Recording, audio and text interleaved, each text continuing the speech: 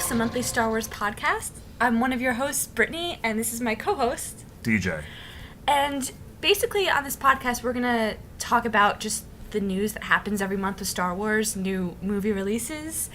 And in this episode in particular, we're going to end it with our solo review. So we'll give you a spoiler warning when we get there, but first we're going to start with some of the news. And Star Wars news to start off the podcast. Yes, and the most recent news is that Star Wars Celebration tickets already went on sale, and Celebration will be held next April from the 11th to 15th at McCormick Place in Chicago, Illinois. So no guests have been announced yet, but that'll probably be released closer to the date. They're still accepting applications for all these things. I mean, we're what, 10 months out right now? Yeah, There's still things we're that over need like to be 300 days out, but I assume that the episode 9 panel is probably going to be on Saturday. So I bought my tickets for Friday and Saturday just to be sure.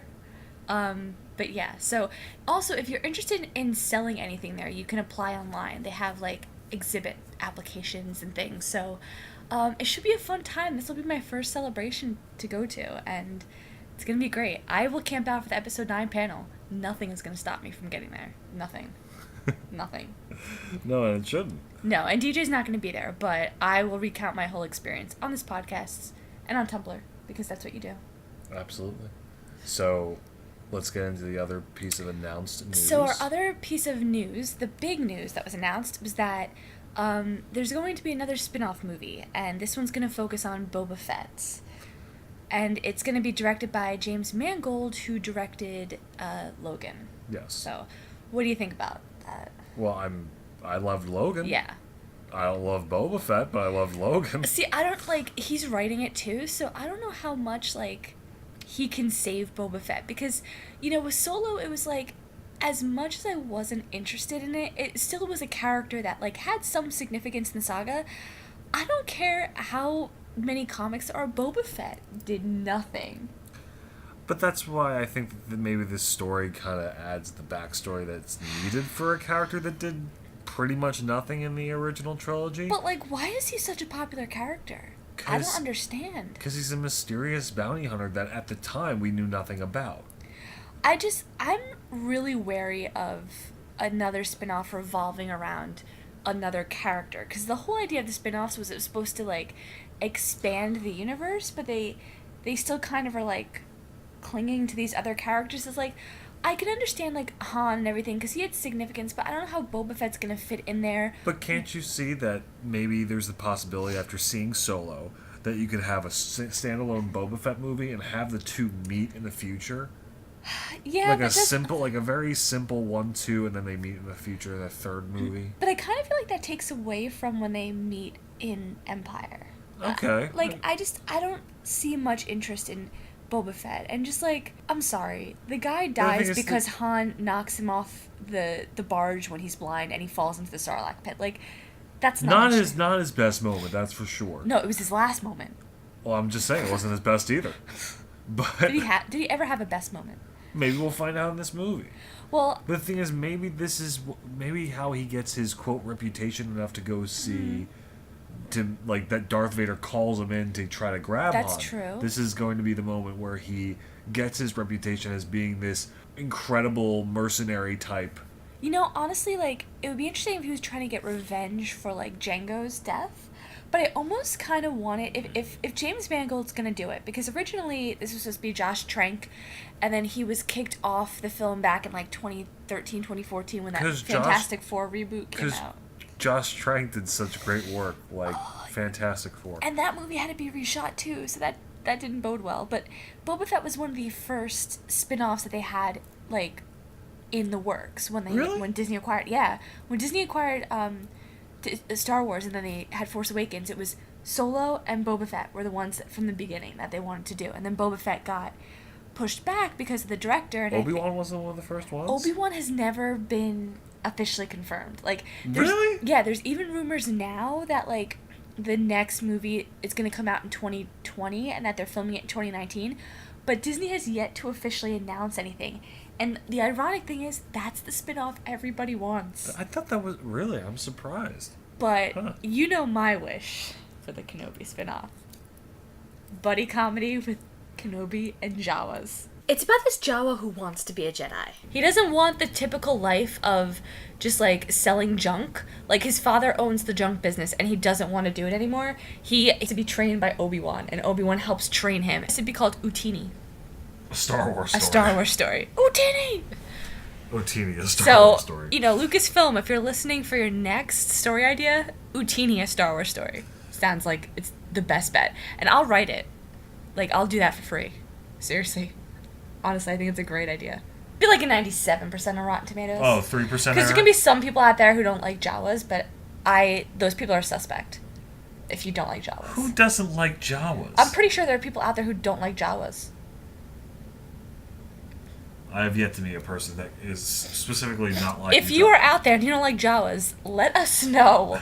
Alright, so this is the State of the Union of the wonderful Star Wars fandom, which is a loving and accepting place for people of all genders and all different beliefs, and because it's just such a loving place, you know? Everybody's accepted here. Completely. Everybody's accepted if you know every single ship, and you hate the sequel trilogy, and you hate Disney, and they killed Star Wars. Yeah, then it's accepting. So, the Star Wars fandom, as of late, has been an extremely toxic place. The Last Jedi divided a lot of people. And Disney knew this when they obviously made the film, but I don't think that they thought it'd be this bad. You know, that some people online who claim to be real fans are harassing filmmakers, actors, and other fans who disagree with their idea that Disney killed Star Wars. You know, anybody who likes The Last Jedi is not a real fan. If you support Reylo, you're not a real fan.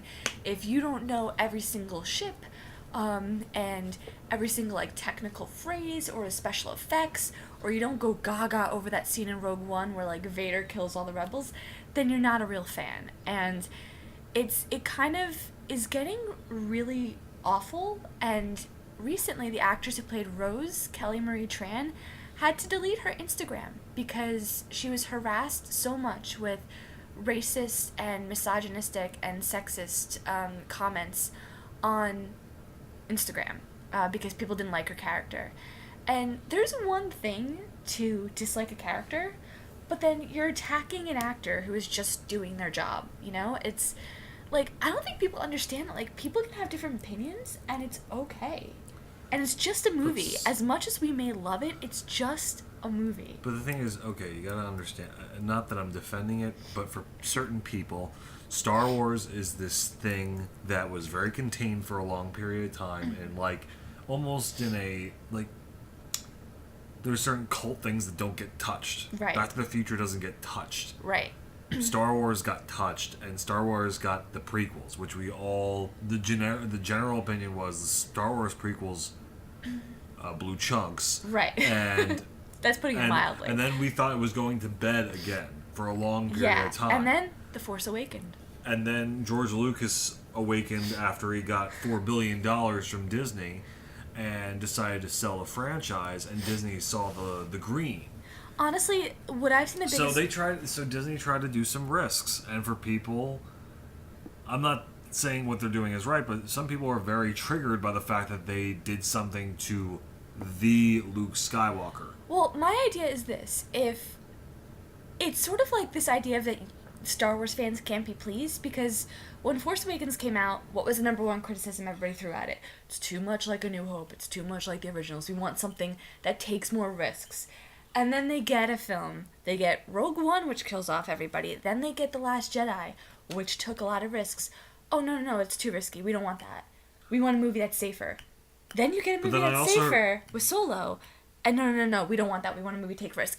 They can't make up their mind. I also heard people say that Last Jedi was too much like Empire, which I see very limited things where that's true. Like, it's just standard plot stuff that you would say that you could compare it to any second part. Well, what I don't think people understand is that there's deliberate callbacks to certain plot points in order to emphasize certain character storylines. Like, yeah, I noticed in Last Jedi, there is a deliberate callback to Revenge of the Sith. And there are deliberate callbacks to the throne room scene in Last Jedi, because they're taking those expectations and subverting them and telling you, just like Luke says, this is not going to go the way you think. And honestly, guys, to think that Luke is going to live forever in all the Star Wars movies, Mark Hamill's not going to be around forever. So even if they didn't kill Luke off in Last Jedi... Also, beyond that, Britt, Luke has... It's not like Luke was this perfect...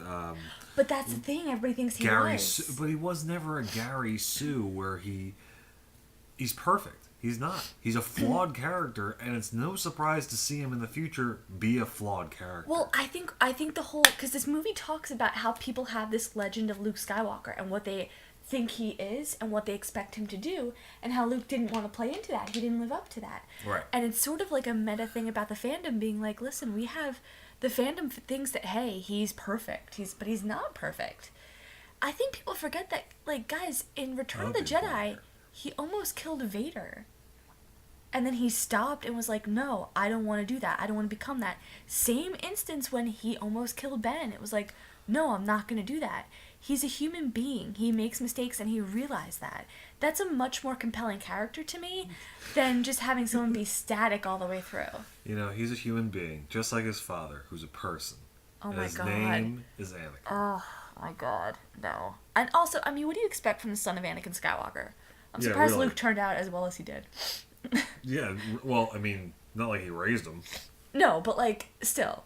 You know, I'm surprised he turned out as well as he did. With the power of the blue milk, he was able to overcome all the Well, then on Oct 2, he had the green milk from the cows. Nothing as good as home, though. That's true. Did we ever see the origin of blue milk? That should also be a Star Wars story. Blue milk, a Star Wars story. Actually, that would be a pretty good idea. Like, Beru opens a shop of, like, blue milk. And that's how she got Owen Lars to, like her. Was that she was like, hey, I have some blue milk, and I'm going to sell this to the Tatooine farmers. Question. Because, yeah. They were moisture farmers, right? Yes. Okay. They had blue milk. Did they have a milk delivery system? I'm pretty sure they have some milking, like, some, like, cow-like creatures. Like, on Oct 2, he had those, like, weird... What would you feed a cow if you don't have moisture? If you're farming moisture? Maybe sand? I don't know. Well, they did have moisture. Maybe it is a farm. Maybe they had some other creatures. I don't know. I don't know. I would prefer a Jawa delivery man. Oh my God. We should add that. Okay, so I'm adding a subplot to the Jawa or Utini Star Wars story. So there's also this delivery man, Jawa, gets swept up into this adventure as he's delivering blue milk. So he's the comic relief character? He's the comic relief character, and he's just like, all he can do is make blue milk. And so... Wait, no, that's disgusting. No, he has this, like, really, this knack for making blue milk. What do you mean making blue milk? He makes it taste, like, better than other people. Like, he adds, like, a special Jawa spice to it. He just needs to be a delivery man. He just needs to be, like, a Jawa version of the the good humor Do you man. know a Jawa to be anything more than just, like, a junker or a delivery man? I'm talking about Jedi Jawa. And, like, a Jawa who's talented, he could open up his own business. But he's the one who tries to ground him and say, look, you want to have your feet planted on the ground when you reach for the stars. I don't think a Jawa would think like that. I think they're just, like, all or nothing. You see them. You see the way they were running around in A New Hope. They're like, Utini. Like, they're crazy. Okay? They don't have a logical bone in their body. Those background Jawas are not real Jawas. Oh, my God. Okay, so... Those background Jawas are clearly George Lucas and his friends dressed up in Jawa clothing because they're full 6 foot Jawas. Next time you watch A New Hope, look in the background of the scene when Luke gets the droids. The Jawas are just running around, not doing anything. It's almost like George Lucas is like, all right, just do something. And he's just running around. Yeah, it's like he had a bunch of people that didn't deserve to be Jawas running around just fill the screen with stupidness. And they accomplished it. I think my favorite Jawas are the drunk Jawas outside the cantina. I think my favorite Jawas... I know what your favorite Jawa is. Attack of the Clones. The one that gives Anakin the directions.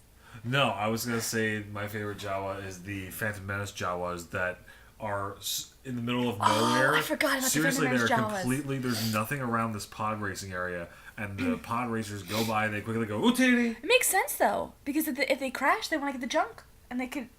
Right, but there was no crawler ever seen. Well, they could carry it over.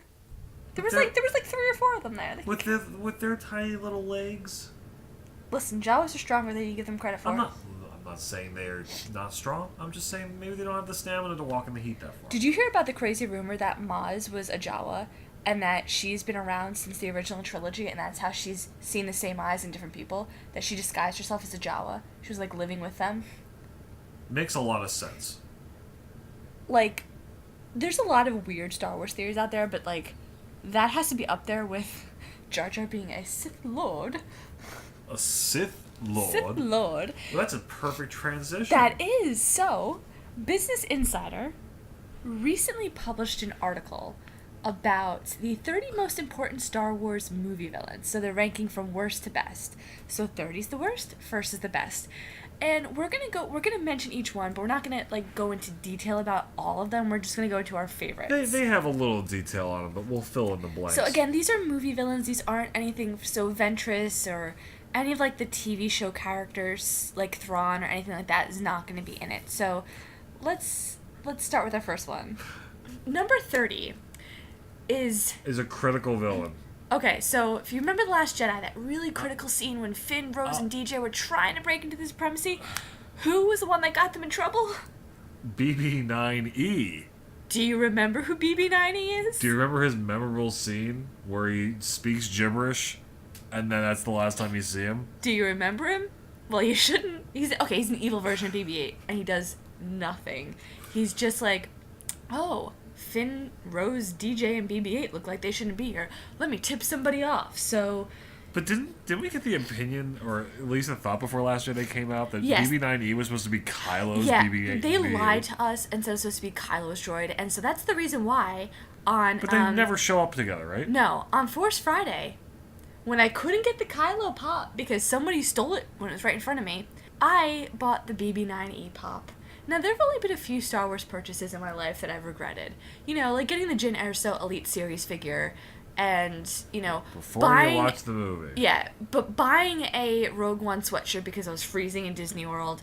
But I think BB-9E also ranks up there as a figure I regret buying. So I'm going to stick to, like... But you don't know that yet.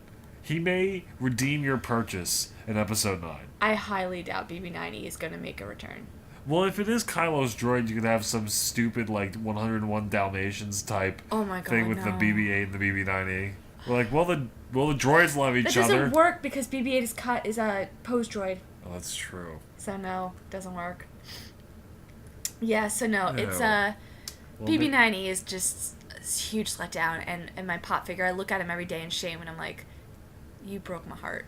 So yeah, he didn't do much, but I would actually probably say he did more than number 29, Unkar Plutt. So Unkar Plutt was the one that kind of was like Rey's boss on Jakku, that she had to sell... The slave master on Jakku. Basically, she had to sell like her junk to, and then he would give her portions, and he was the one that wanted BB-8 and everything, and he's just more of just a pain, really. Not much of a villain. There was a cutout scene, though, where he followed her to Takodana at Maz's castle. Really? Yeah, because she stole the Falcon from him. So they did cut that out. But he's more of just like an intimidating presence. But number 28, Zam Wesell from Attack of the Clones.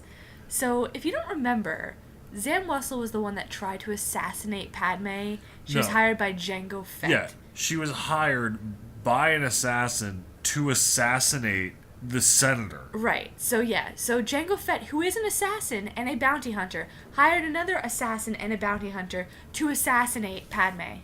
It's like the inception of assassinations. Yes.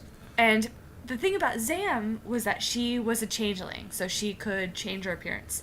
And you saw that for a brief second. Yeah, which you think would come in handy when you're being followed by two Jedi who clearly are incompetent anyway. Before that, if you can change your appearance, you can go up to someone and murder the person and run away and change your appearance and you don't have to worry about it. Right, so the way she tries to assassinate Padme in the movie is like, she doesn't even like try to shoot her. She sends these worms in this probe droid that cuts its way through... Cuts a hole in the glass. The window, deposits these weird centipede-looking bugs that end up just getting cut by... I'm like, why couldn't she disguise herself as one of the handmaidens, go in there and just poison Padme or kill her? Well, that's the thing. I was just realizing this now, is that, okay, let's say the plan worked.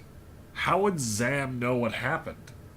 Was the probe droid hanging out there? Like, The wait. probe droid left, and that's why Obi-Wan ran in there and broke through the glass. I think the probe droid left because they broke in. I think the probe droid was going to stay there. No.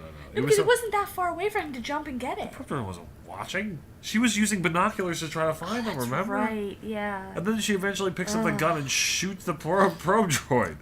Hey, thanks for helping me out. Good night. Yeah, it was just... So Zam left a lot to be desired. Zam was the example of why Attack the Clones is one of my least favorite Star Wars films. And then the funny thing is, at the end, she gets killed by the person that hired her. Right, and again, she doesn't really use her changeling power, which is such a waste. So number 27 is our favorite green elf. or green bug. He looks like a bug. I don't know what he is. Anyway. Greedo. So Greedo is kind of a hot button character in fandom because of the whole like special edition of the original trilogy where it's like, who shot first? Han shot first or Greedo shot first?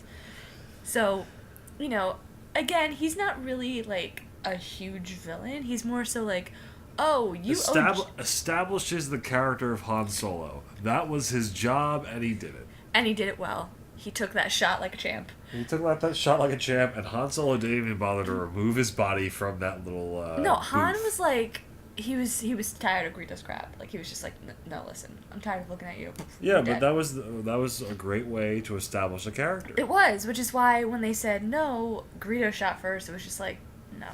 No, that. And if you ever see the scene where Greedo shot first, he like shoots over Han's head and like in the corner of the wall, and it makes no sense. And Greedo, I think, actually did appear in Phantom Menace. He was like a younger version of himself. They've shown Greedo type characters before. Knowing George Lucas, that was Greedo. I'm pretty sure it was Greedo. I'm sure. It had to be Greedo. Yeah. I would accept nothing less. That was Greedo. But number 26. Now, if you know who these two are... We're just going to skip past these two. We're just going to mention him. But I'm saying... Because I don't consider them villains at all. If you know who these two are... They come in a package. Then you must clearly have a death sentence on 12 star systems. But Evazan and Baba... I'm just going to leave it at that. Who's our number 25? Yes, I know. My Star Wars nerdiness is showing here. DJ's looking at me like I'm nuts. Well, but number 25, why don't you love number 25. Let's get number 25 is the reason I hate the prequels. Beyond everything else is the stupidity of the battle droids, number 25, battle droids, that I don't know how we can even call them villains because they don't do anything other than provide comic relief. Roger. And as George Lucas himself said, the Jedi just cut through them like butter. So, what was the point of them anyway? It's so funny. Like, he says that line to Steven Spielberg when... If you watch, like, it's called The Beginning, the Making of the Phantom Menace documentary. It's on YouTube, and it's on the DVD. I highly recommend you watching it. He talks to Steven Spielberg, and he shows him, like, a model of it, and just like, the Jedi cut through them like butter. And then he's holding the model, and the arm breaks off. Yeah. Which pretty much exemplifies the uselessness of battle droids. They do nothing. The whole conversation is just George telling Steven about the entire movie. And Steven's always supportive. And Steven's always like, yeah, it's going to be great, it's going to be awesome, and you can just tell I love their friendship. He's lying. But I love their friendship. He's supportive. They're just dumb. Number 24. Number 24... It shows the legitimacy of the past 5 or 6 villains because this guy shows up for a second and doesn't do anything. I'm pretty sure he probably appears in comics. Cause that's not the point, though. This is about the list is for movies, and he just shows up for a second. Bosk. No, I bet you don't even know who Bosk is. Do you know who Bosk is? I don't know who Bosk is. He appears, like, for 5 seconds in Empire Strikes Back when Vader's like, oh, I need a bounty hunter. And so he has that whole harem of bounty hunters? It's like the weird-looking guy with the feet when they, like, pan up and he's like... He's the scaly guy. Yeah, he's a scaly guy. He looks like a rejected Power Ranger I was just going to say that! Oh, my God! I was literally just going to say he looks like Goldar. He looks like a rejected Power Rangers villain. I can't believe we had the same thought. Oh, my gosh. Give Goldar some credit, though. Even though he moved his mouth in the most unnatural way. How awesome would it be if Goldar was in Star Wars? Let's not even go there. He doesn't deserve to be in Star Wars. Okay. I'll let you talk about 23. Lord Tyrannus, number 23, Count Dooku. Christopher Lee's a fantastic actor, but it's almost as bad as having Mace Windu be Sam Jackson. Now, let me just be clear about that. It's just that Sam Jackson doesn't work to be a Jedi. That's it. If they made him like a Jedi that just screamed all the time, that would be so much better. If they wrote Sam Jackson where he's good and he could scream a lot, that would be actually I would love to see that kind of movie. I would just love him getting tired of like Jedi, just being like, I'm tired of all these Jedi, and just like, or all these droids, and just like going crazy. Yeah, I would love to see him. Yeah, if they had like classic Sam Jackson in the arena in episode 2 where he's just mauling people to death, because that's just Sam Jackson. Anyway. Or you pull the Incredibles thing and it's like, Yoda, where's my lightsaber? Instead of like, where's my super suit? Again, DJ's looking at me because he hasn't seen The Incredibles. So he's just looking at me like I'm weird. But those of you who've seen The Incredibles, you know what I'm talking about. I know what you're talking about, though. I know. Where is my super suit? We're going way off topic. Anyway, Count Dooku's a fantastic villain, although all he does is just talk to people. He captures Obi-Wan Kenobi. He doesn't just talk to people. Who does he talk to? I'm getting there. Okay. He captures Obi-Wan Kenobi in some weird thing. He talks to all the bugs, especially Poggle the Lesser, the most important bug in the world. Yes. And that's about it. And then... he fights Anakin and cuts his arm off. That's true, and almost kills Obi-Wan Kenobi. And he has that fight scene with Yoda. Which was almost as good as the Yoda versus Palpatine fight scene. Almost as good. Almost. But, okay, one thing I do have to give him credit for is that his lightsaber handle, the hilt, is kind of growing on me, how it's curved. You like that? I kind of do. I've been arguing with that for years. I kind of do. I think that adds some style points to his character. I kind of do. I'm like, it's growing on me.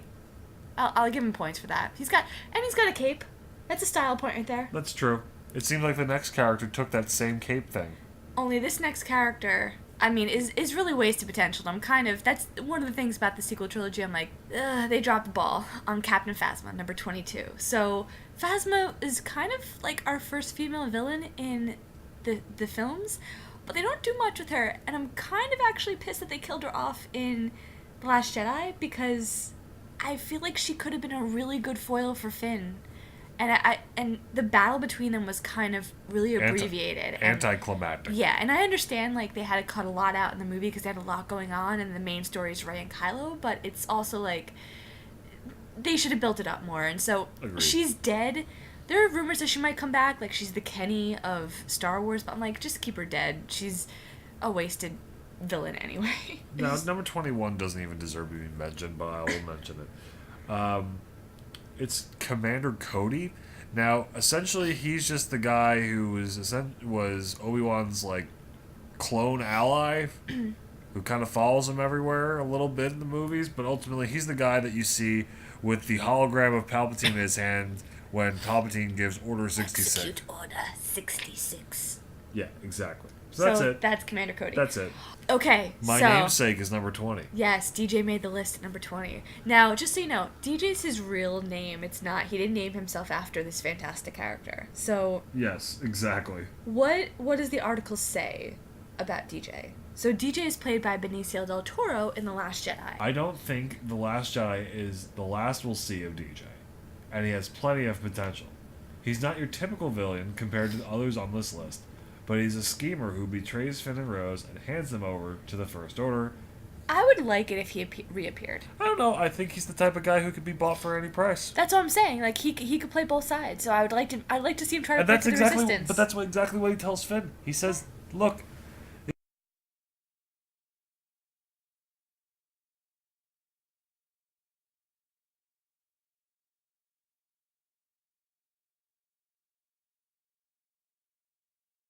The funny thing is that they were complaining about the rich people that they only gave things to the First Order, but they also gave things to the Resistance. So It's like everyone has their own price. So I'd like to see him come back and play with the Resistance this time, and just you're gonna pay me, okay?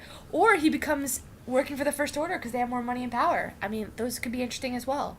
So I would like it if he returned. I actually like this character in The Last Jedi. I like this character too. All right, number 19. The prettiest man in showbiz. He is a point of contention in the fan base because some people were very disappointed in his fate in The Last Jedi, and that's Supreme Leader Snoke. And Snoke, as many people thought, was going to be Darth Plagueis. I'll admit, when Force Awakens came out, I did think, okay, he's probably Darth Plagueis, but after a while I just didn't care because it didn't matter who Snoke was. And, I mean, he had potential. I think his backstory has potential, but honestly, I don't think it would add much to the story they're trying to tell now. No, like, I think he's done. Yeah, like, he served his purpose as a catalyst for Kylo, but, and like, getting him and Rey together and putting things in motion, but I think the whole idea was, like, we're not going down that same path that we are. Right. Like, so I think what you would think the story would be short, and has gone on a completely tangential direction. And I have to say, I was so shocked when I first saw that in theaters. I was like, oh my gosh, this is happening. They're actually doing this. And yeah, I was excited for that. All right, so number 18, Jango Fett, which really is just a point of nothing because all I did was miss Obi-Wan Kenobi a kabillion times while he's flying around in space, and then anticlimactically gets his head chopped off by Mace Windu. Okay, you're forgetting the most important part of Jango Fett's character. He is the model for the stormtroopers, or the clone troopers, sorry. Yeah, and that's about it. Who end up eventually becoming stormtroopers. Don't say that. I don't like that argument at all. I don't like that. I don't like it either. It's not really the truth, but people think that. Clone troopers and stormtroopers are two completely different things. Well, clearly they had to draft people or something once they got to the... They did, but there's an argument that people think that the clone troopers are the same stormtroopers that's in A New Hope. It's like, no, A New Hope, they're all different, have different voices and different sizes. The clone troopers weren't going to live forever. Exactly. All right, so 17. Done. I hate this character. My grievance with Episode 3 is General Grievous, number 17. He carries 4 lightsabers, can't do anything with them. He carries 4 lightsabers for 2 seconds until Obi-Wan cuts 2 of them off, okay? And then, anticlimactically, shoots him with the blaster, and then Obi-Wan says, so uncivilized. And then he has a cough. And fun fact, George Lucas was sick during part of the production of the film, and they used his cough as Grievous's cough. Are you serious? Yeah, that's true. No way. Absolutely. That's George's cough? That's George's cough. Yeah, he had, like, pneumonia. And so they used his cough. Did they make that was that a joke? No, I guess they wanted to add, like, this idea that, because he's an alien in, like, this robotic body, and I guess they wanted to add that, like, it's difficult to breathe or something, so they gave him a cough. And I think they were trying to harken back to Vader. Like, I remember when Revenge of the Sith came out, they're like, he's Vader 1.0, essentially. Like, the early version of Vader, and they wanted to do that. So, yeah, I hate... And then there's that super long chase with the Here's the thing. Weird, it's cool that he has that many lightsabers, but if you watch the prequels carefully and watch Obi-Wan's reactions, or excuse me, Ewan McGregor's reactions to General Grievous, he can't see it. There's no reaction to it, so it feels so fake. Because the whole movie shot on a blue screen, but, like, it's just, I don't know, his character was so stupid. It just... He could have been cut out of that movie and it would have been a much tighter and more cohesive movie. He was useless. Now, this next one, number 16, has really intriguing potentials for Episode 9, and that is General Hux. So General Hux has kind of had mixed characterization in these past 2 films. Like, in The Force Awakens, he was kind of this smarmy, like, really kind of radical Nazi-esque character. Like, he gave that speech about Starkiller Base, and he was so happy about it. And then in The Last Jedi, they play him off as comic relief. Right from the beginning. Yeah. Oh, that killed it. General Hugs. Like, him, I mean, I already hate Poe, but, like, that solidified it for me. But... That didn't start Last Jedi out on the right foot. I looked at you and I went, are we kidding?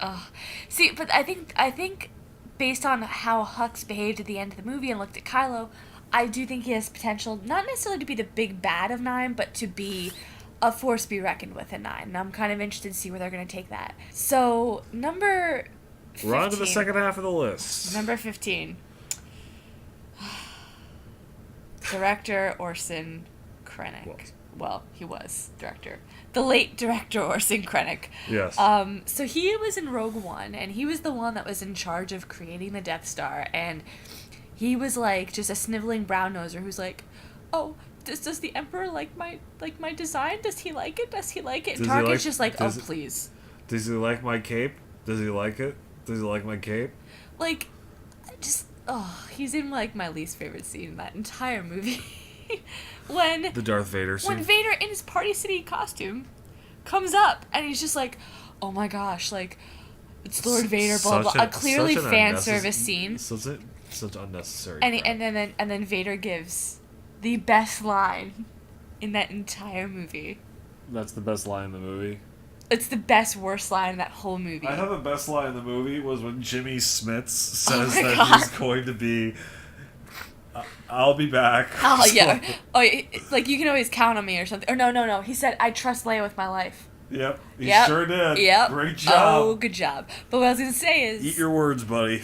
Jimmy Smith made that movie. But what I was going to say is, he says, after, like, Krennic is talking about, oh, yeah, I'm gonna do all this at the Death Star, Vader chokes him and he's like, don't choke on your aspirations, Director Krennic.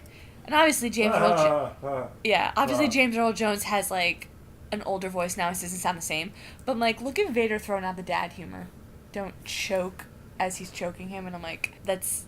Yeah. You're getting old, Annoying. Vader. You're getting old, Vader. All right, number 14. Let's go to the prequels. We're in the prequels. And, Sebulba.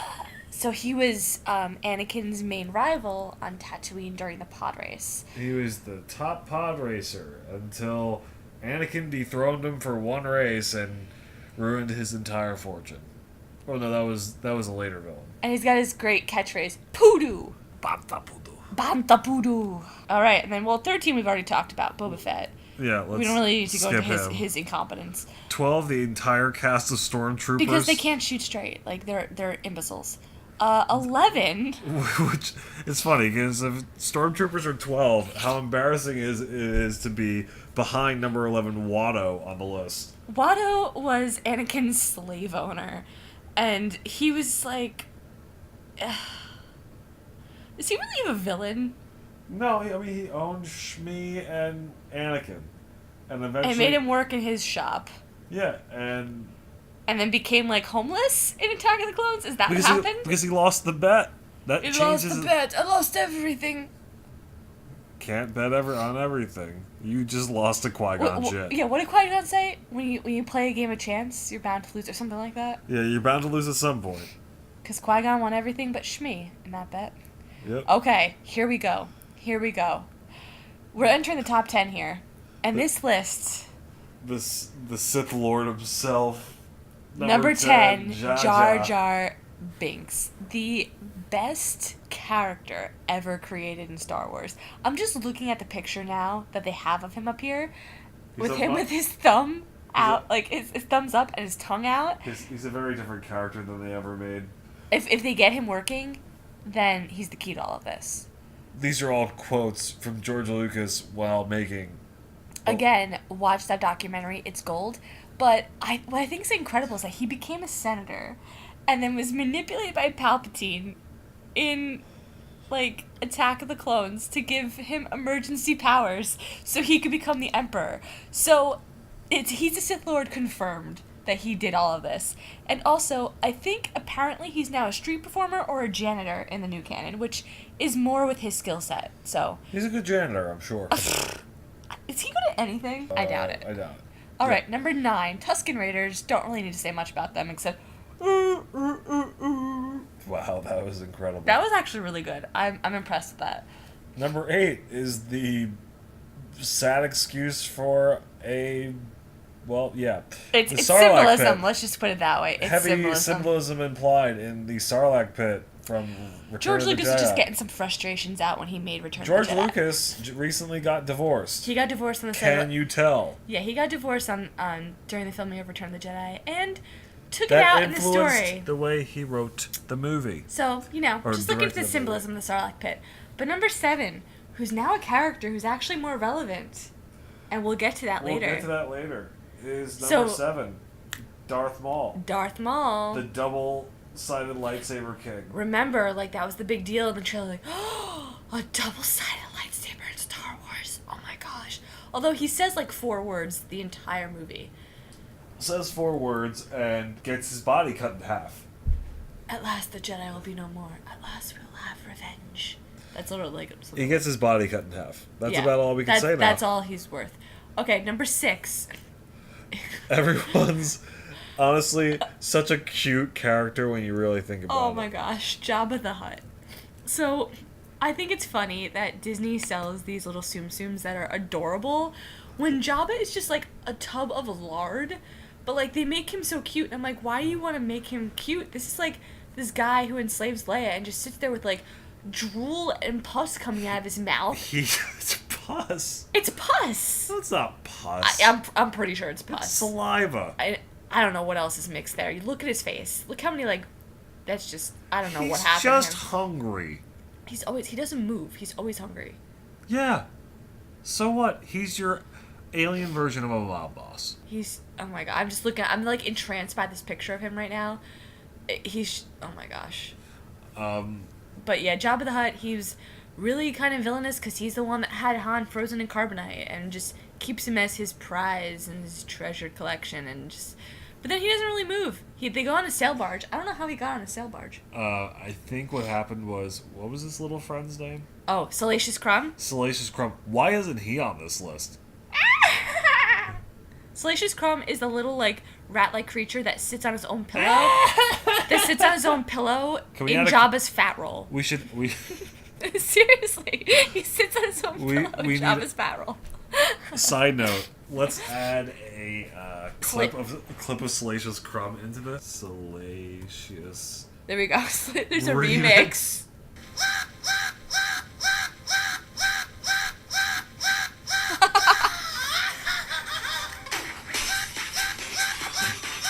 Alright, yeah, turn that off. That's obnoxious. Yeah, so that's Salacious Crumb. Salacious B. Crumb. Okay, Salacious B. Crumb. Number 5 is Anakin Skywalker, which they've made him a different character than Vader on this list. And do you think he deserves number 5 spot, or should he be lower? I think he deserves to be up there. You think he deserves to be 5? Yeah. Think of how many younglings he killed. Master Skywalker, what are we going to do? That was the most satisfying... Now that I'm older, the most satisfying moment of rewatching the movie is him killing younglings. I didn't like when he killed the younglings. Well, we don't see... Well, to be honest, we don't see it. No, but we know. The little kid... When Anakin ignites his lightsaber, he goes... Yeah, and then the kid, moves back, because he's scared of it. Anakin's a jerk. He kills the younglings. Exactly, that's why he deserves to be on this list. He's a guy who's very conflicted. He wants a lot of power, but knows he shouldn't have it, and kills a bunch of sand people. Chokes his pregnant wife and kills her. I will maintain that she didn't die of a broken heart. He killed her. He forced her to go into labor early, and that's why she died. He killed sand people. Sand people have rights, and he violated Sand people rights. Number 4. Grand Moff Tarkin. Grand Moff Tarkin. Which I think he was just a good, creepy, I think he was a good sidekick. And, okay, I have to say, his cheekbones, serious cheekbone game. I'm looking at him right now, I'm like, he's got the perfect look for, a villain and someone to be reckoned with. Absolutely. No. It's just the problem of seeing him in Rogue One where that horrendous CGI. Oh, God, it was so creepy. I don't like it. They should never do that again. Yeah, Don't bring dead people back like that. Please don't. Don't do that. Or make people look extremely younger than they're supposed to. Don't do that in episode 9, please. Alright.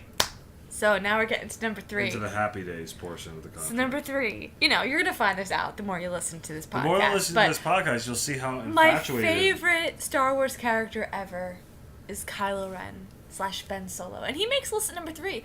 But I'm going to say right now, and I'm going to put this out there, he's not going to be a villain forever, so he's not going to stay on this list forever. Well, Kylo Ren will be. Well, he'll be redeemed into Ben Solo. Right, but Kylo Ren will still live on. Right. So the reason why he's a quote-unquote villain is because he kills his father. And, but the thing is, he's not a typical villain. He's very conflicted about it. He's torn between the light and the darkness. And he's torn between his duty and some scavenger girl he finds on Jakku. So I find him way more compelling than I do Anakin. It's what Anakin should have been. And I'm just really excited. And I think they have to amend this list because he is now Supreme Leader Kylo Ren. Right, which leads into... Number 2. Number 2. My personal favorite. I just have to say this. Because he's just so damn creepy. Have you ever heard of the legend of Darth Plagueis the Wise?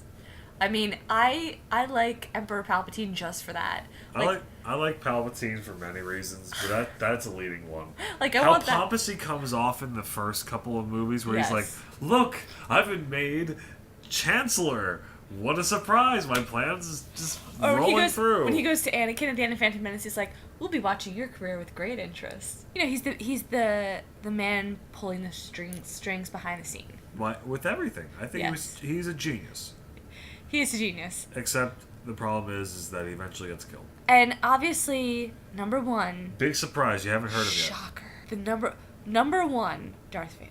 Is there anything to really say about Darth Vader? I think everyone knew that going through this list it was going to be Darth Vader. Again, I think his presence was hurt by Rogue One. I think... People like that, though. Ugh. People like that. Don't even get me started. People, like I've said before, when you ask people, what was your favorite part about Rogue One? It's the Darth Vader scene. It's the one chance we actually get to see of Darth Vader slicing people. I get it, but I just...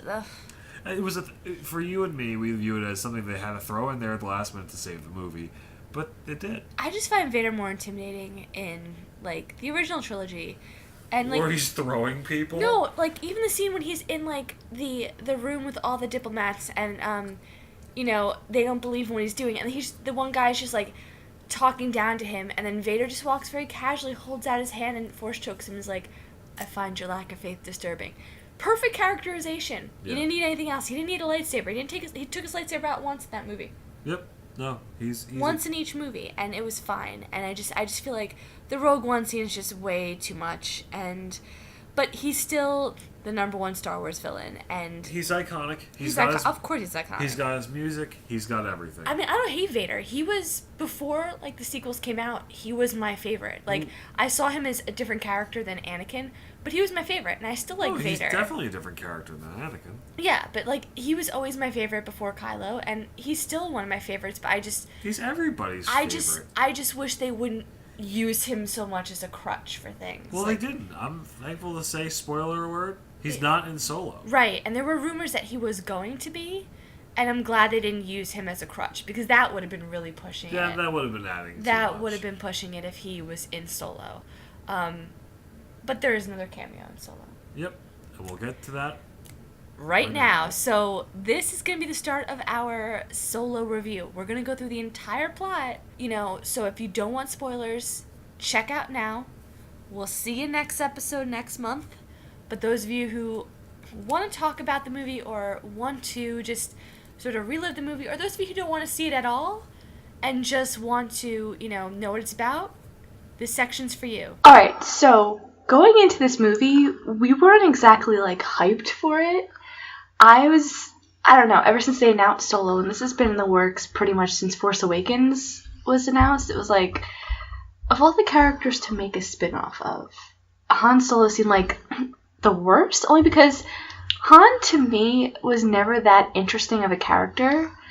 It's like all his interesting development happens in the original trilogy, so I also didn't think it's like casting someone to play a young Han Solo would be a good idea. And then we heard about the reshoots, and Ron Howard came in to reshoot 70% of the movie after Lord Miller came out, and we heard the rumors Alden Ehrenreich needed acting lessons. It was just crazy. So it was I had sort of zero expectations going in, especially since I didn't like Rogue One. I was disappointed by that. So it was the spin-offs for me have not been all that enjoyable. So I was just I'll go in this one with medium expectations, and I actually was quite happy and impressed. I was gonna say you said zero expectations, and they were more medium. I was gonna say because for me, I had zero expectations. Right, initially I did, but then I saw the trailers. I was like, this looks decent. That was actually the point where I thought things were gonna get worse, partially because of that. The first or second trailer, I think the first trailer showed that Han, while piloting the Millennium Falcon, did that flip thing where he smacked the TIE fighter into something else, like the edge of a cloud or something like that. Did it happen in the movie? Oh yeah, it did. Oh, okay. Oh yeah, it did. And so when I saw that, I was like, that's really Rogue One-esque. And and after hearing about the production and the director changes, I really didn't have much hope for this. It just seemed could be very bland. But I was dramatically surprised and eventually found the film to be exceeding my zero expectations, and it was actually a lot of fun to watch. So that was my expectations. I thought it was a lot of fun. You thought pretty much the same thing. Yeah. Mm-hmm.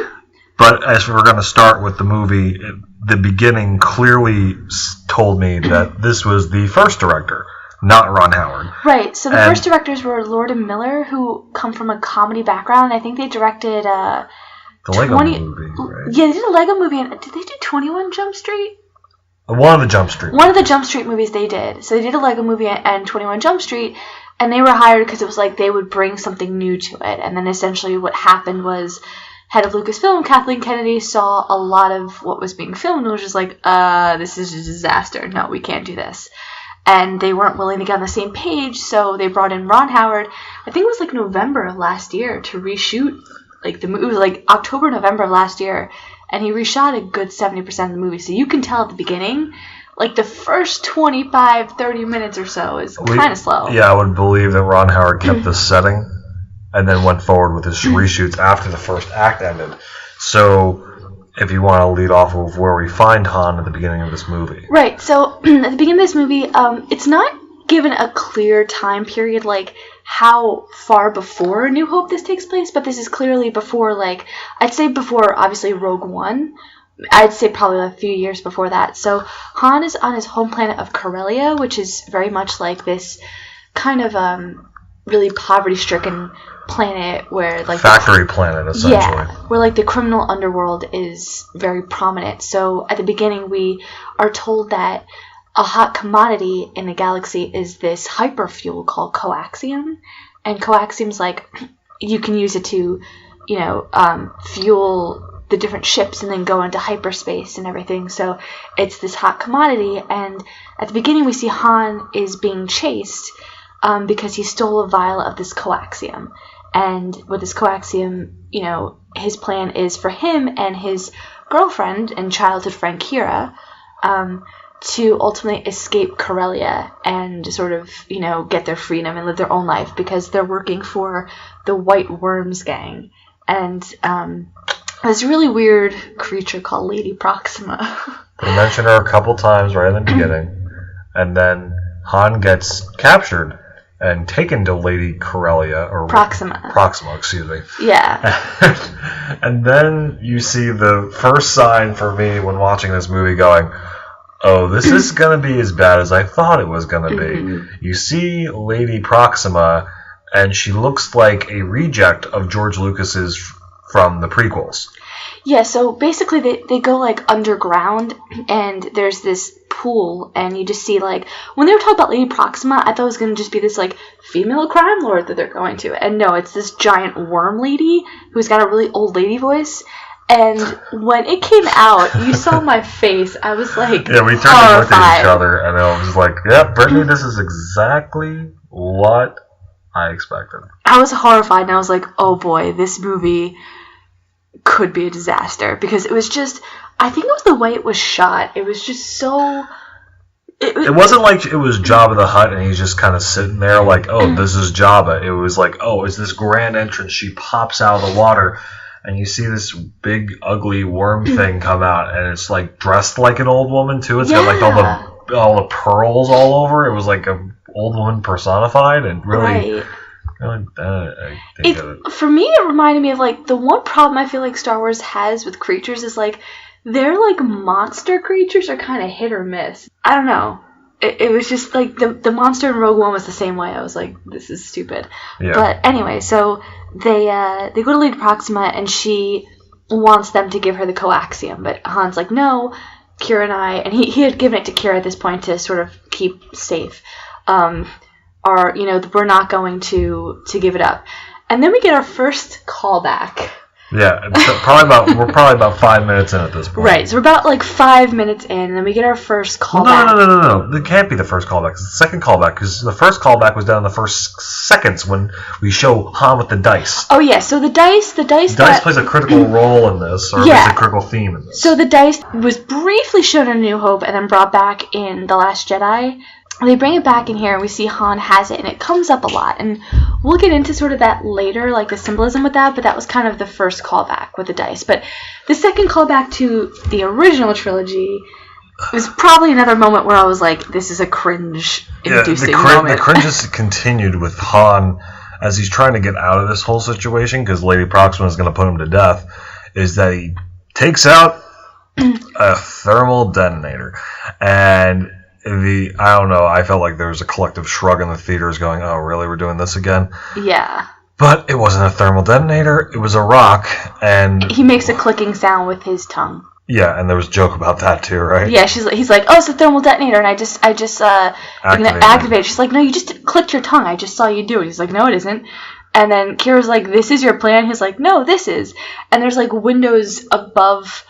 It's really dark in this cavern, and then there's windows above Lady Proxima. So he throws a rock at the window, and she shrivels in the sun, and they run. Which they makes run away. no sense. If you shriveled in the sun, why would you have windows? Anyway, so this gets them to go on the chase and escape. Yes, they're going to. I guess it's essentially a spaceport. Yeah, like a spaceport for them to find some type of passage, which is kind of odd. But there's this long, boring. Something to mention about that with the passage. It kind of reminded me of Casablanca a bit. How they had to barter. Like, it seemed like it was tough for people to get passage on there, and families were being separated. This was their choice. It was almost like if you've seen Casablanca, you have the letters of transit. Well, we don't have identification or papers, but we have this vial that we can use to barter because it's really in demand. Yeah. But before that is a long, boring chase scene where the music swells like there's a lot of craziness going on, but really it's kind of tame.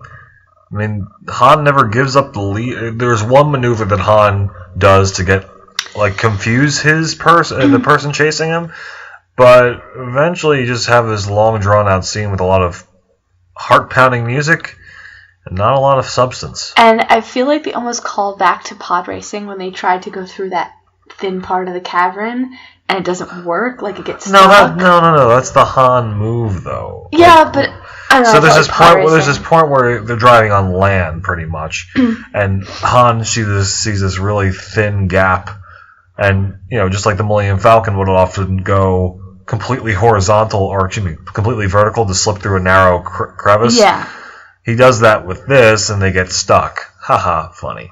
Yeah, I mean, and they call back to that later on in the film. Of course, because Han needs to do this later, but that's not the point. Okay, so they eventually get to the spaceport. They have people chasing them. They get to the checkpoint. They eventually barter both their ways in to get through with the coaxium.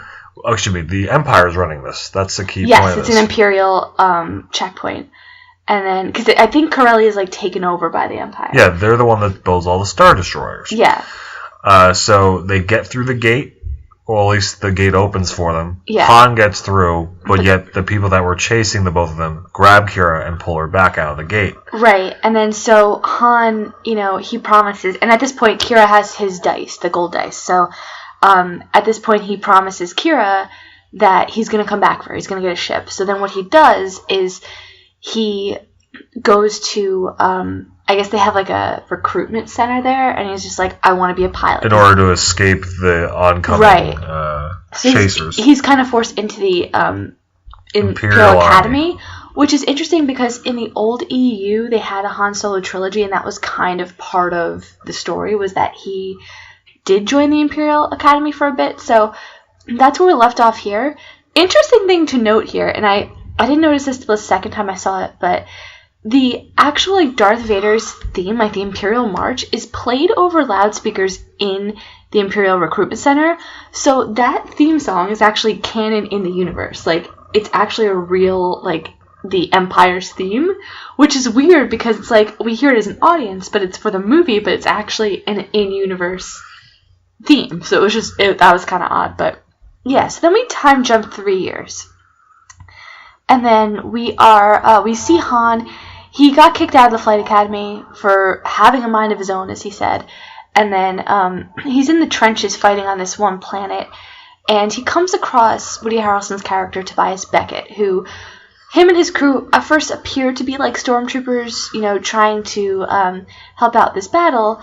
but it becomes quickly apparent that they're actually smugglers, and their whole point is that they want to steal a shipment of coaxium and, you know, bring it in and get the money for it. Han, who really, his heart's not in the whole Imperial thing, sees this as an opportunity to be like, hey, I can make money and get a ship. So he kind of just annoys the hell out of them to get his way on there, you know, like he just keeps pestering them. Well, they told him to get off or get away from them, and he's not really part of the group, but he's it's just to follow them. But the rest of the Imperial army that's there believes that Tobias is actually a captain in the army.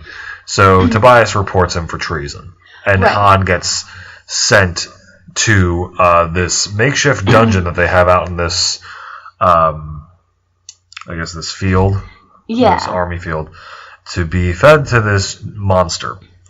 And who is the monster? Who could possibly? I mean, the monster just could be so many things. This is like, wait, remind me, Brittany. Did you say? I hope it's. Were you saying? Okay, so I was kind of like, I knew who it was gonna be, but just because. Didn't. Well, no, I had an idea, but like. You said I hope it's a. I'm getting to that. So the whole idea was because the set reminded me of the Rancor set in Return of the Jedi, and I was kind of hoping, I was like, are we gonna see another Rancor?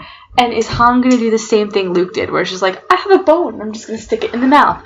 But then, like, it became apparent that it wasn't going to be a Rancor. You see this shot from behind is obviously this monster lives in a cave, because what monster doesn't live in a cave? A muddy cave. A muddy cave, and you see this shot from the back as the monster starts to approach Han, and you see a lot of fur. And then it immediately hits everybody in the face that it's Chewbacca.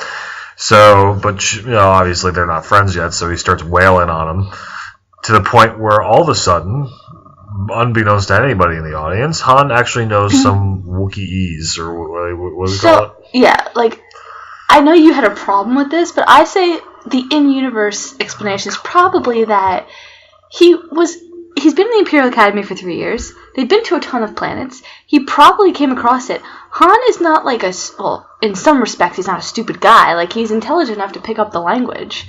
And we kind of know he's able to...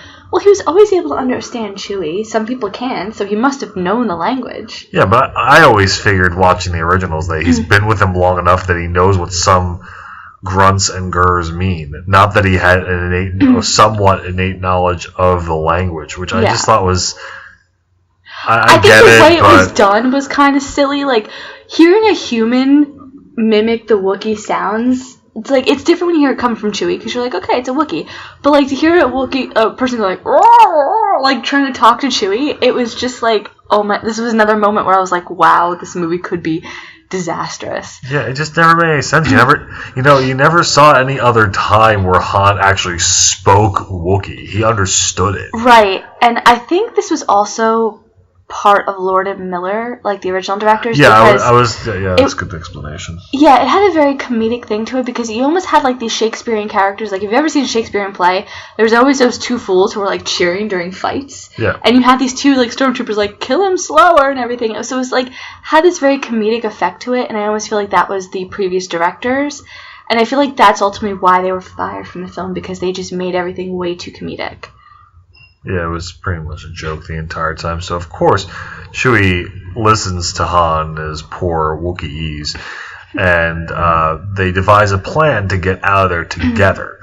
So they eventually make their way out. Right. And Han's telling Chewie that he knows of a transport to get off this planet, and it's Tobias Beckett and his crew. And they eventually pick them up and start to use them, because they see, a Wookiee. Well, we could use some muscle on this job. So we get fast forward a couple of days, and we get thrown into... Well, before that, there's actually a little bit of like a bonding scene where Han gets his blaster. Because they pause and they have because Tobias's crew is this woman Val, who is his girlfriend or wife, and then they have this one creature named Rio. And so cute. Yeah, I like Rio. Rio's such a cutie. And then we have Han and Chewie, and then Han gets his blaster, and we also find out, like, they all talk about what they're going to do with the money when they get the coaxium shipment. And Han's like, well, there's a girl, and I want to get a ship and rescue her from Corellia. So there's actually, like, a line in this part of the movie that and I even told you the first time I saw this, I was like, they kind of ripped that from Force Awakens. Like, there's a lot of parallels in here, and we'll talk about that, but Han says something like, I need to get back to Corellia, I've been gone too long. And it reminds me of what Rey said in Force Awakens when, she's talking to Finn, or no, she's talking to Han, actually, which is kind of interesting.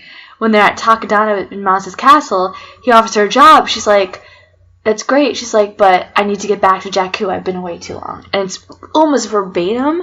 And I just thought it was really interesting. And at first I thought, oh, it's just this interesting callback or call forward or whatever. But it ultimately, as the film goes on, you see parallels, deliberate parallels between Han, Rey, and Kira and Kylo. That's actually interesting. So that was kind of the first thing I picked up on.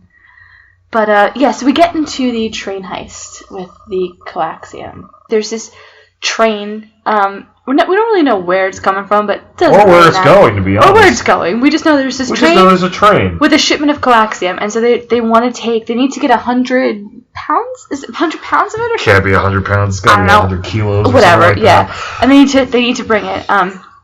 Because Tobias works for another gangster-like character.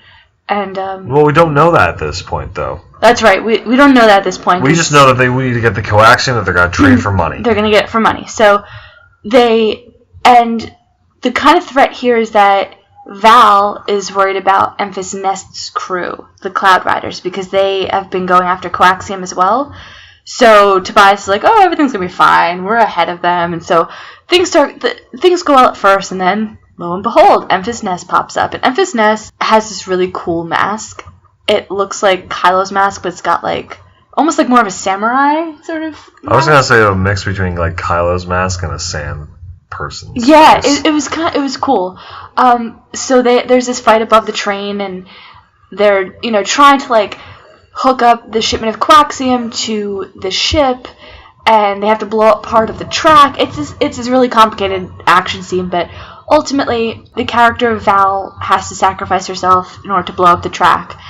And Rio, who's flying the ship, lo and behold, gets shot. And I told you, I was like, well, he needs to die because Han has to pilot. We didn't mention this, but but throughout, as he's trying to talk to Tobias earlier in the film, where he's trying to say, I'm worth something. I'm a great pilot, he keeps on saying. But we have never really seen this. So, of course, Rio the pilot has to die in order to show us what a great pilot Han is. And I think they did a good job with like making Rio a likable character. So when he died, you're like, it's sad, but like there wasn't enough time, and I get it. It's like we didn't really need to be attached to them because they just we didn't need to be. They served their role as part of this heist, and once the heist was over, they were dead. So right, yeah. So it was they get the shipment, and so it's Tobias and Chewie I think are still on the shipment, and Han's flying it up. And Enfys Nest is like they're both attached to it. They've got these cables to it. And they're flying past this mountain, and Han notices like neither of them are going to make it because the coaxium is very volatile. And heavy. So they're not going to be able to fly. So Han decides we're going to drop the shipment, as Han tends to do. And Tobias is kind of angry about it, but Han does it anyway, and the coaxium blows up, and it causes this big explosion. So they land, and Tobias is angry at Han because he's like, look, I was going to give this to this gangster, Dryden Voss, and he is a part of a group called Crimson Dawn. Yes, this kind of crime syndicate, and we will get into Crimson Dawn. He's involved in Crimson Dawn, the organization, and Dryden Voss wanted him to bring the coaxium to them, but now they have nothing to show for it. So Han's like, look, this is kind of my fault. Let me go with you and see if we can talk to Dryden Voss and letting us like make it up to him.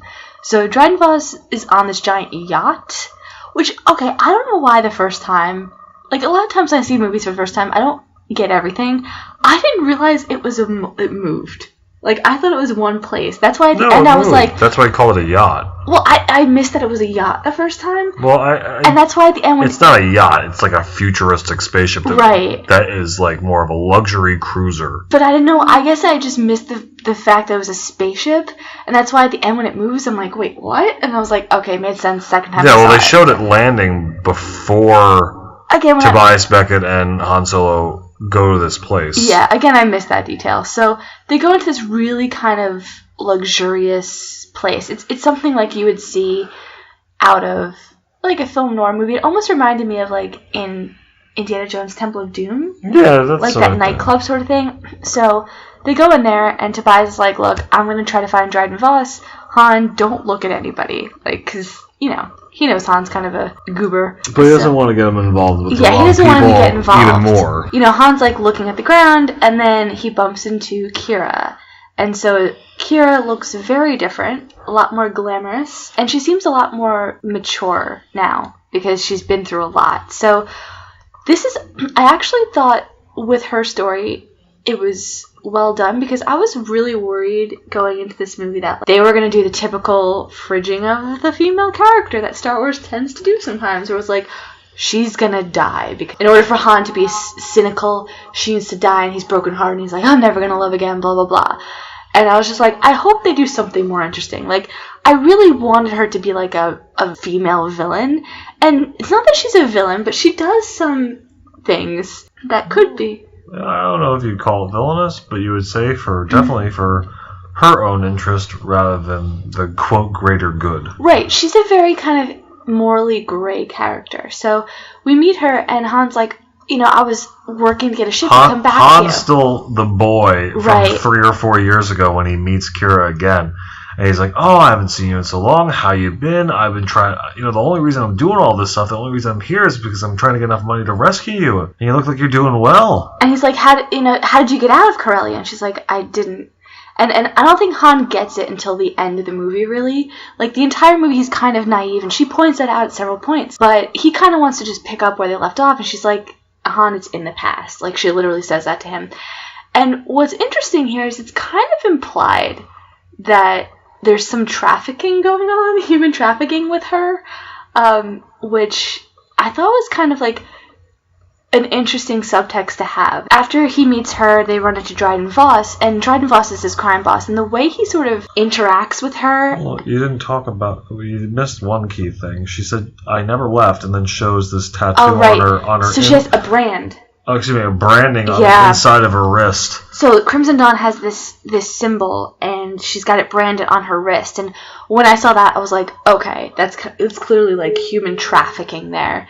And then they meet up with Dryden Voss. Dryden Voss, and the way he acts around her is very much like she's my possession sort of thing. He puts his hand on her neck, the back of her neck, power position, like with the fingers going around it, and says, what would I be without my best lieutenant? My top lieutenant. My top lieutenant. And the way he says it is like, okay, we get what top lieutenant means, that there's more going on here. And again, Han kind of misses all of it because he's still that innocent kid who's like, oh, Kira and I are going to run off. But it's like he doesn't realize that, no, she's kind of stuck in this situation that she never wanted any part of. And Kira even looks uncomfortable at some point. She tries to play it off that she's like, yeah, I'm cool and collected, I know what's going on here, but she's clearly uncomfortable at some points with Dryden Voss.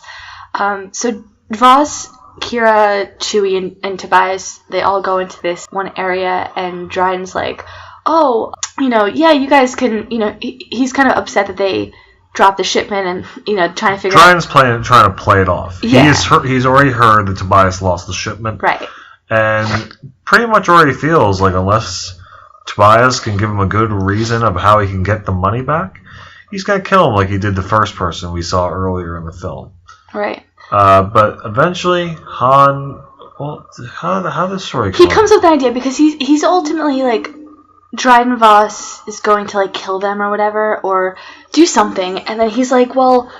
Unrefined coaxium we could still get because it's like difficult to get the other coaxium. It's like, well, we can get unrefined coaxium, which is like more volatile because it's not stable. And they said, well, it's kind of impossible to get, but they ultimately make this plan that they're going to do it. They have to go to Kessel. They're going to do it and go to Kessel and get it refined at a remote planet so that it's completely off the grid sort of work. Right, but they got to do it quick because of the fact that like it's volatile and it will explode if it's not refined. Right, this unrefined coaxium doesn't have a long life cycle without it exploding, so they need to get it from the mines of Kessel to this refinery in a short amount of time. Right, so what I think he does well is he sort of has this very friendly demeanor, but it's always kind of threatening. He's like, oh yeah, you can all go, and like, oh, and Kira's gonna go with you, and if you guys fail me again, you're not coming back, essentially, like, just being like, yeah. Well, I think he kind of want to, like, well, if you fail, I mean, you're dead anyway, because if you're carrying this unrefined coaxium, you're dead. Yeah, and the thing with Kira, I think he sent her on there and threatened her because he sort of saw that there's a connection between her and Han. He's just like, well, this is what happens when you have that connection, so... So the problem is they don't have a ship. Yeah, so Kira knows somebody. So they go to... They never say where that is, unless I missed it. But they go to a planet, and we run into... It's kind of... I don't even know if it's like a...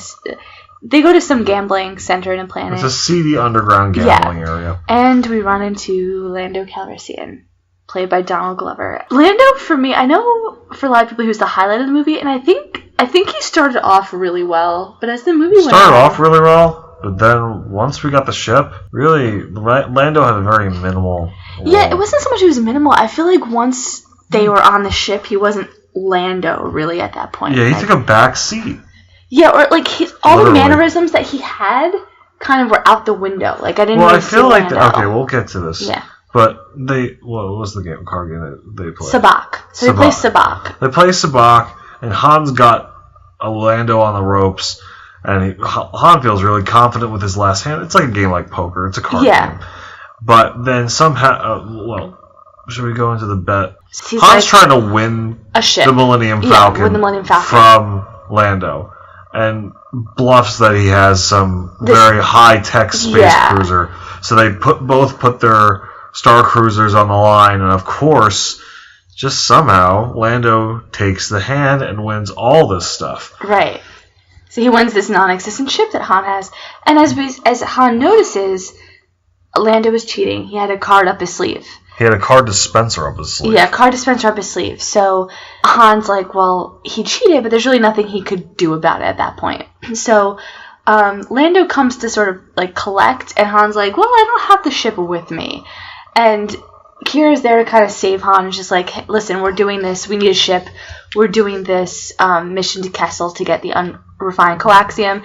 And they sort of agree to give him like some part of the money if he helps them, with the ship. So we also meet Han's co-pilot. No, Lando's co-pilot. Sorry, yes, Lando's co-pilot, L3, which she has kind of, I think, like the worst subplot in this movie. Robot politics. Robots like droid equal rights, and I'm like, this is. That's how we're introduced to the character. One of the other parts of this underground gambling arena is showing two robots fighting each other. Yeah, like almost like a BattleBots thing. Like a cage match. Like, if we're going to go back to the early days, let's go back to the first time we see Wolverine in X-Men, where it's one of those Canadian cage matches. It's like that. So L3 runs up there and tries to tell the robots, look, you have an individual, you have a mind of your own, you don't have to do this. Eventually, Lando gets her away from all that stuff. Yeah. But, well, go ahead. I was just going to say, with that subplot, it's like, they've brought it up in the EU before, but I'm like, it didn't add anything to the movie. It really didn't. It was supposed to be comedic, and also with they went too far. With a twist of American politics today. Yeah. But they went too far. I generally don't like that in my movies, because I just want to forget about all that. Yeah, so I just, like, I think it's an interesting idea, but, like, it was way too far. Like, every scene L3 is in, she's like, a hammer's at home, like, we get it. So eventually we get the ship. Right, we get onto the Falcon. L3's the perfect navigator. Right, so has this really good navigational system, which ends up being important later. Very important. Mm-hmm. So as we're flying to Kessel, there's this very specific area. Okay, so there's this maelstrom in Kessel. So this, like, storm, and they have to, like, navigate through it. And Lando mentions they're going, they get to Kessel, they're getting the coaxium first. So they have this plan, they have to go in there, and they're pretending to be other people. And they're pretending that Han and Chewie are these prisoners, and Kira sort of barters with them. And then you have a pointless callback, again, to Return of the Jedi, when Tobias walks out of the Falcon with the outfit that Lando wears in Jabba's palace in Return of the Jedi. And I was like, that took me out of the movie, because at that point I was into it, and I was like, Oh, what? Like, that was pointless. Like, I just thought that Lando, like, was able to find something and just put that together and hide his way in there. Right. Not that he had that the entire time hiding in his own ship. Right, and I feel like a lot of people didn't get that callback. At least the second time I saw it, I don't think people got it. Well, just to think about that for a moment. So that was in his ship, right? Yeah. That was in the Millennium Falcon. Why was that in the Millennium Falcon? Okay. What if Han took that with him? Right, so we do need to mention that Lando has a cape room in the Falcon. Yeah, we find some new rooms in the Falcon. We find a bedroom and we find a cave closet. Yeah, so there's... Which, of course, has to be used for a makeout session between Yeah, okay, Han so and this Kira. movie has a ton of kissing in it. It's crazy. It's got the most in any Star Wars movie. But anyway, oh, well, I guess in that scene, it's the big important thing in the cape room is that Kira is like, you don't want to know the things I've done and the things I've had to do to survive. So it's kind of hinting at, like, she's an assassin and that she might, you know, be a lady of the night or something like that. I wouldn't call her a lady of the night. I'd probably call her slave. Yeah, essentially. You get the drift. So we get to Kessel, and they ultimately steal the unrefined coaxium, and, like, L3 starts this rebellion with all these droids that are just, like, you know... She finds her purpose. She finds her purpose, which is to free all these droids. To free all the robots. And so, at the same time that Han and Chewie get the coaxium from the mine, the unrefined coaxium from the mine, you also have an entire community of the mines at Kessel going insane with robots and people alike rebelling. Like, I get, like, they wanted to cause a diversion, but I always felt like, guys, the main mission here is to get the coaxium, and there's a lot of other stuff going on here that we don't need necessarily. So they get the coaxium, and Han and Chewie are bringing it back, and there's all this firing going on. There's because of the you know, the rebellion. Firefight between the slaves and the robots and the people that and run and the the mine. Falcon, of course, and they're shooting and stuff. So they're trying to bring the coaxium in there, and L3 gets killed. Destroyed. And Han is upset and just takes her head and brings her onto the Falcon. Sorry. Lando. Sorry. Lando brings her head onto the Falcon. So once they're on there, they need to, like, again, make a quick getaway because you can't keep the unrefined coaxium too long. So they have to go through now the without L3, they really don't know what to do in terms of navigation. Yeah, so what they do is they take her navigation system and sort of plug it into the Falcon. And this is actually apparently referenced in Empire Strikes Back when C-3PO is talking to the Falcon, I think when they're stranded in the worm, and they're just like, this navigation system has a peculiar dialect. And I also found out that it was mentioned in the Force Awakens novelization that, like, the Falcon doesn't necessarily want to work with them as being very, like, resistant, so it's supposed to imply, like, L3 is, like, sentient now and just is part of the Falcon. So they use her navigation system to get through Kessel and through the Maelstrom, and there's this giant tentacle monster that they have to fight. Yeah, well, just to be clear, there was a clear path they went through the last time, which was like a clear tunnel. It had like signs. It was like, follow this way to get to Kessel. Yeah. But now, with time as the essence, they're trying to break through and not go the path and just go through the clouds. So they have to do the Kessel run. So this is the Kessel run, which includes flying away from Star Destroyers. Because what happens is they shot the escape pod into the black hole, so the monster would chase after it and then went into the black hole. Right, but they were getting pulled into, like, the black hole's gravitational field, and so they decided, let's put a little bit of the coaxium in the fuel lines, or the hyperdrive lines, or whatever, to sort of, like, give them an extra boost to get out of the... Because the coaxiums are ready to blow at this point. So they eventually get it to work right before they get sucked into the black hole, and they get to go into hyperspeed and get to the refinery planet. Right. So they eventually get out of there, and Han makes an offhanded comment, hey, I made the Kessel run in 12 parsecs, and just, like, nobody cares. They're just like, whatever. Yeah, this planet's like, just let's refine your coaxium. Which I have to say, I actually, like, liked how they did the Kessel run, because I always thought it was like a race or something, but I thought that was interesting. I didn't expect it to go that way, so Well, that's what I thought was interesting, because, I didn't know... Well, I did... before the movie, I found out a lot more about the Kessel run, and I thought parsecs was a a unit of time, but it's actually a unit of length or measure. So that always made it different than just a race to me. Right. So, but I didn't think it was going to go that way, and I thought that was an interesting way. So they get to this planet. I forget the name of it, but it's not really important. Refinery planet. Yeah. Kira and Han have more conversation where she's like, "Look, I am not the girl you knew." And she literally says, "You're the good guy." And Han still doesn't get it. Bless Han. He's just kind of clueless. But Enfys Nest pops up. Oh, well, let's put it this way. The Millennium Falcon is more like pretty much trash after its journey through a black hole and all this stuff. So Lando couldn't be more angry with Han. So he's like, look, I'm done with you. I don't want anything more, and just goes back to the ship. Well, but even before that, they have a callback to Empire Strikes Back when they're looking at the ship, and Han's like smiling proudly because he's like, yeah, we did it. And Lando's just like, he says, I hate you. And Han says, I know. And I was like, I see what you did there. And then, so yeah, Lando's like, listen, once you refine the stuff and sell it, give me my cut. I'm going to be on the Falcon. So then they run into Enfys Nest's crew, and they're like, almost get into this Western-style fight. Oh, we didn't mention that Enfys Nest was tracking them this entire time. Yeah, so they left at the beginning when they had... I forgot when they first got them on the Millennium Falcon and went to Kessel, a tracking device was thrown on the Millennium Falcon, and Enfys Nest was knowing where they went. So they knew when they were going to get to the refinery planet. Right, so they get to the planet, and it's going to be like, oh, we're going to have a big fight with Enfys Nest because she wants the coaxium. Turns out that Enfys Nest is a young girl. A teenage girl. Young 20s woman. Right, and that her Cloud Riders are all a bunch of people who come from oppressed planets, and are oppressed by Crimson Dawn. Right, and that they are trying to sort of rebel against that and give better life to their planets. I just found this out actually. So you know Warwick Davis, right? Like the one who plays. He was in that scene. Right. Yeah. He was in Phantom Menace, if you remember. He was one of the people at the pod.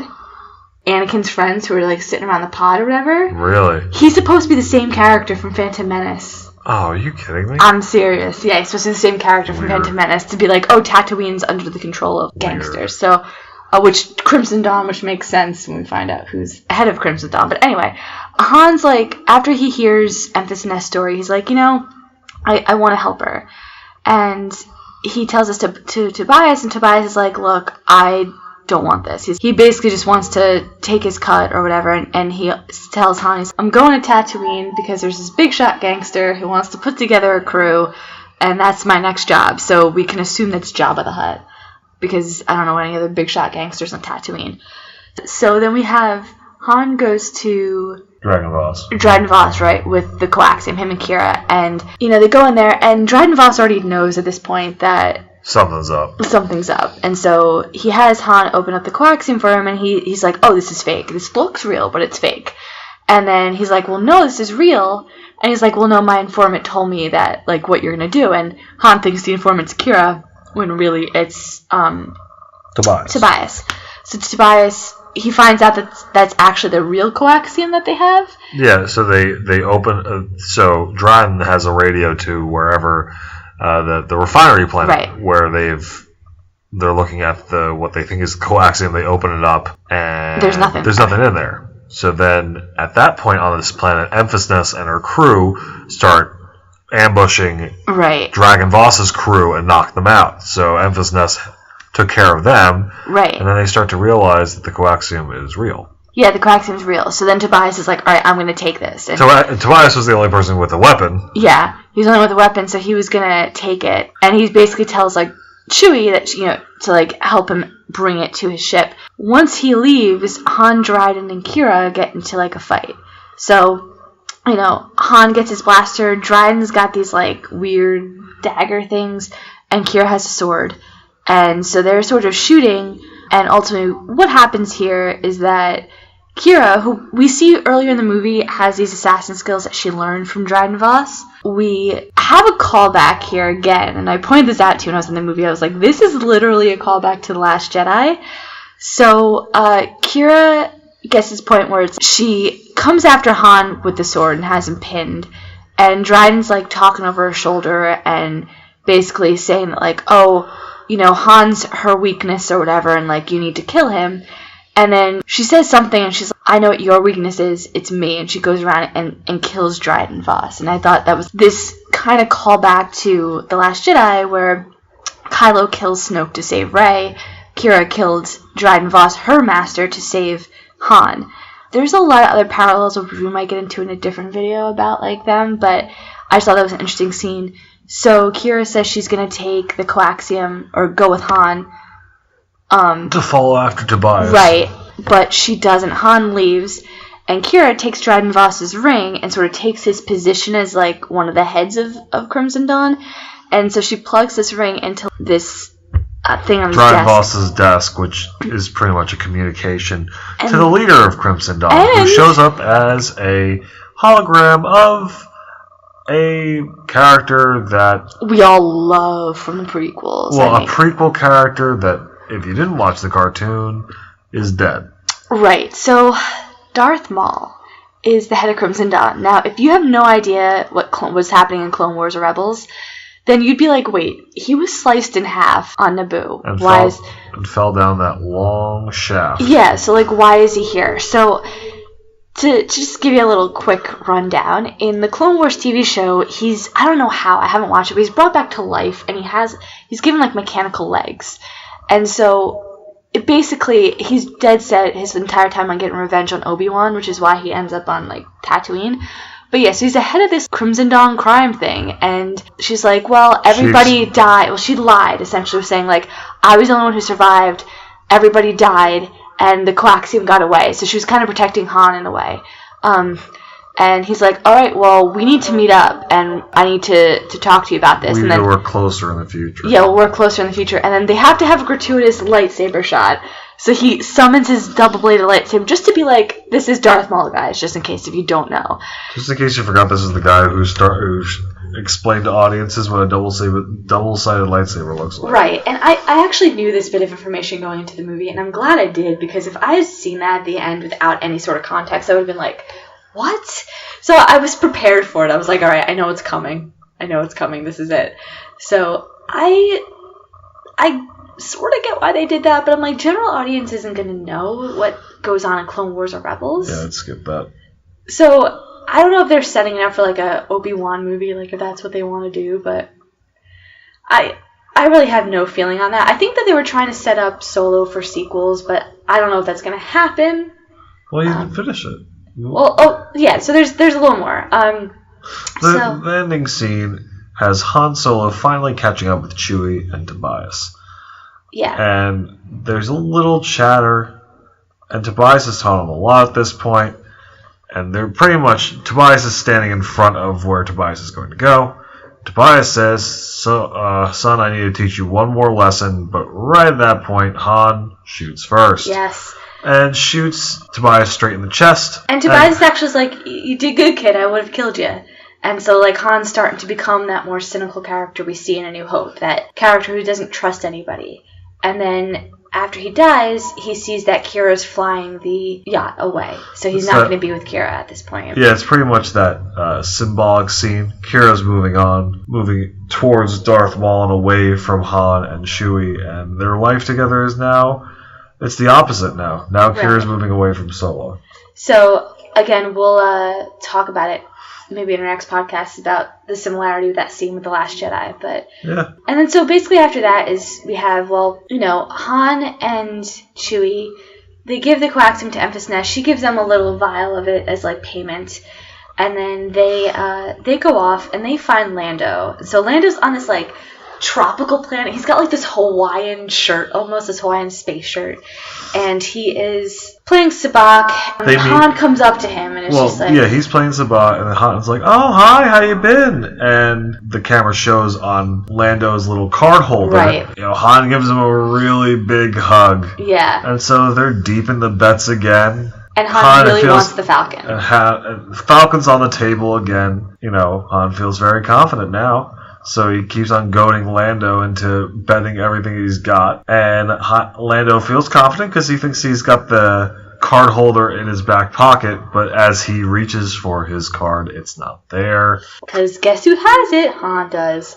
And so that kind of calls back to when they meet in Empire. He's like, after that little stunt you pulled. Yeah, so Han ends up winning the Falcon from Lando. And that's like the fabled card game. Like we always knew Han won the Falcon by playing Sabacc with Lando.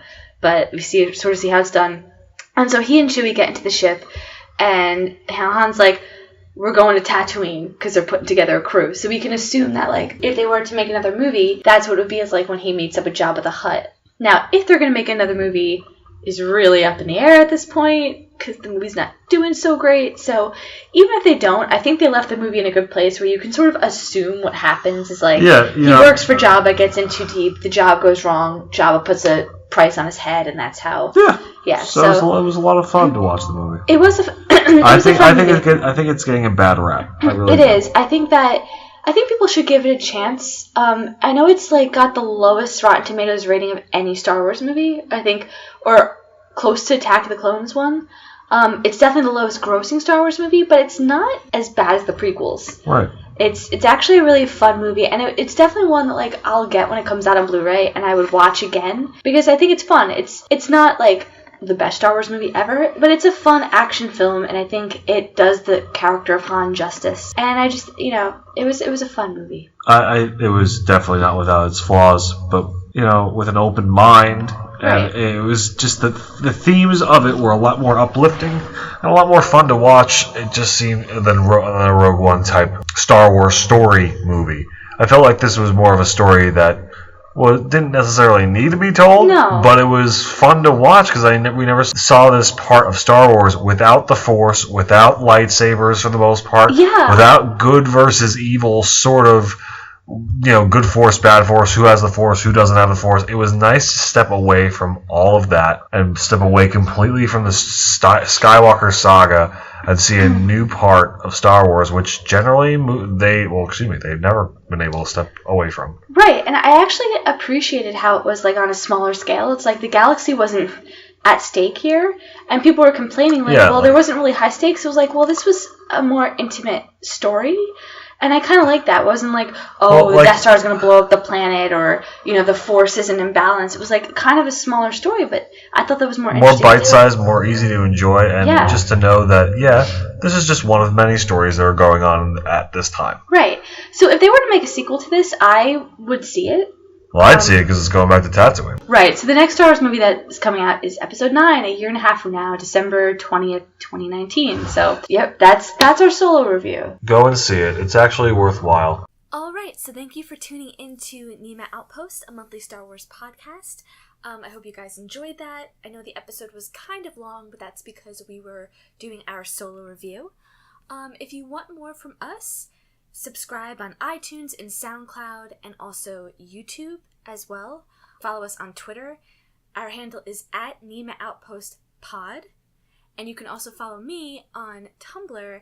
My Tumblr username is the Four-Eyed ED Jedi. The Four-Eyed Jedi. Alright, so we'll see you next month for our second episode, and until then, may the Force be